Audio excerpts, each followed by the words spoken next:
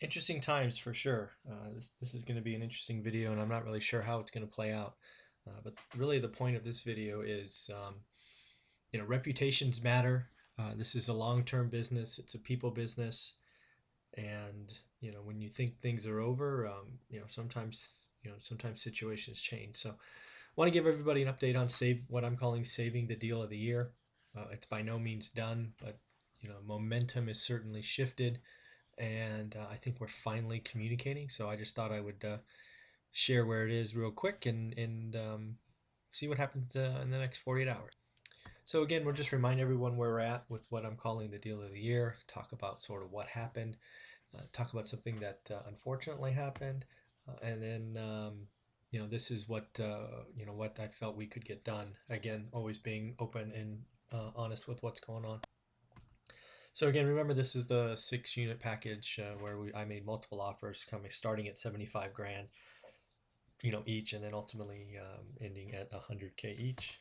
Seller agreed on price, which, as you recall, I thought we were done, and then things got weird. Seller kept coming back and demanding 14 days, all or nothing, that kind of stuff. Actually came back 3 or 4 times, and I walked because I wasn't comfortable lying, right? Something I could have done is accepted 14 days and then not been able to close, but close in 21 days. And that's not who I am. I didn't think that was the right thing to do. So I just was honest the whole way and said, you know what, I need 21 days. I can shoot for 14, blah, blah, blah. And we kept getting this 14 days, take it or leave it. So I left it, walked. And as you see in the video preceding this one, I thought the deal was dead. But something happened overnight. The seller's agent researched me as a buyer, and as well as my team, right? Both my real estate agent, Amanda, and then the team and owner of the company I work with, Brad. And, reputations matter, right? So they found out that we were legit, had a decent portfolio. Other agents that I had done deals with spoke highly of what we did. Didn't take the sellers to the last minute and get credits and extend escrows and any of that stuff. And then what we found out is the seller had been trying to sell a couple of these to other cash buyers. It's easy to write a cash offer. You just fill out the form. And a lot of the cash offers, when they accepted him, turned out not to have any cash, right? Couldn't close, or the cash wasn't theirs, or the cash was committed somewhere else, or lots of other excuses. So this seller apparently had been burned a couple of different times as they're unwinding their portfolio, which is actually larger than mine. And I guess to say they had enough. So they were instructed to always say 14 days or less and not to accept anything or stories or any long escrows because they just, they wanted to know if the buyer was legit or not. And frankly, the seller said something like, if they have cash, they have cash. And if they don't, they don't. If they have cash, they really can do it in 14 days.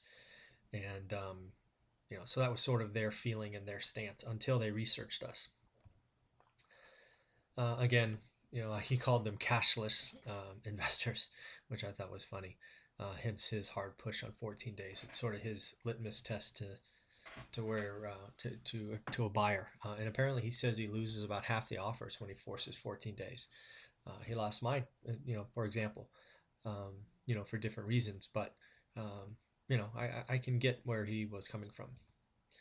And then lastly, he agreed to the 21 days after hearing why I needed it, what I was going to do. Unfortunately, I thought the deal was dead, right? We got the take it or leave it offer, and I left.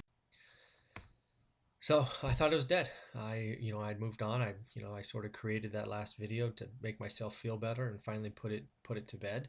And I was already off to the next thing. So, what are you supposed to do? You sit there and think about the deal of the year forever? Heck no, I'd already forgotten about it. Once that video was uploaded, I was off to the next one. So I locked up another property, right? I locked up a property within 20 hours of sort of fighting through the last bit of that and walking away. Thus, in the short term, my cash position for the month is a little bit lower because I'm not going to screw this other seller who agreed to a price with me just because a bigger opportunity came along. Again, That's not who I am, right? I'm going to potentially lose what I've called the deal of the year now in 2 videos because I locked up another little rundown house. But that's how things work. That's real estate. You got to be comfortable with that. You got to realize your reputation matters, and I'm not going to mess with this one seller just to buy this other thing. That's not who I am. So I did find a way to make a couple of offers, but I'm not convinced that any of these will work for the seller, but wanted to share what I did. Was very clear with the agent saying I don't play games. As you've seen, I've been honest with you the whole way. So option one is I can buy 3 properties in the agreed upon 21 days for $300K. Option 2 is I can buy all 6 for $600K, but I need the full month to replenish my cash position. Or option 3, just if you don't like any of these, I'm going to walk away, and no hard feelings, right? That's just how it is. So we're going to see sometime this morning, probably by lunch. I suspect the order of likelihood is something tells me they want option 2.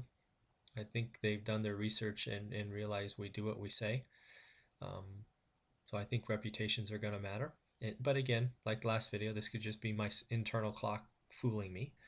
I think option 3 is the next likeliest, and I don't see option 1 being viable, but it's out there. So if I were to put a percentage on this, I'm going to go option 2 is 60 to 65%.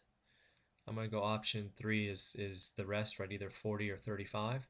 And again, I don't see option 1 being a wise decision, right? If they're going to break apart the 6 properties, they should sell them to other buyers who will individually pay more, right? I believe the reason he wants to sell all 6 in a group is he wants 1 escrow, 1 buyer, and just to be done. If he wants to maximize his dollars, he would sell each property individually. So I don't see option 1 being viable, but if for whatever reason the 21 days were important, I said I'll buy 3. I obviously gave him the list of the 3. They're what I call the best 3, shockingly. But again, we'll see. So we'll know later today on what's going on. All right. So hopefully this made sense. Again, it's the deal of the year. You got to give it another extra kick if you can. If you liked the video, hit like button, leave a comment below or question, and do me a favor, share this video as we're sort of stuck on 102 subscribers now for several weeks, and I need to do a better job of extending this channel. Have a great day.